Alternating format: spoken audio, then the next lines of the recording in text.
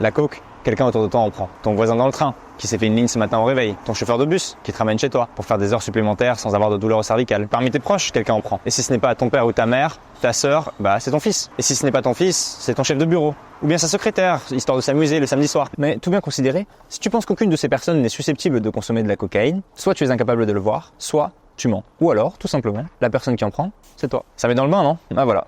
Ça, c'est Extra Pur, un voyage dans l'économie de la cocaïne, écrit par Roberto Saviano. On en parle. Saviano, c'est un homme qu'il faut connaître. En 2007, il publie son premier roman, Gomorrah, dont vous avez peut-être entendu parler parce qu'il s'est vendu à plus de 5 millions d'exemplaires. Le journaliste qu'il est, qui enquête sur le crime organisé depuis des années, a révélé des pratiques de la mafia qui lui valent d'être menacé de mort et placé sous protection policière. Dans Extra Pur, publié en 2013, il interroge d'où le crime organisé tire son argent. Comment est-ce que le monde a survécu à la crise financière de 2008? Et sa réponse, c'est la même.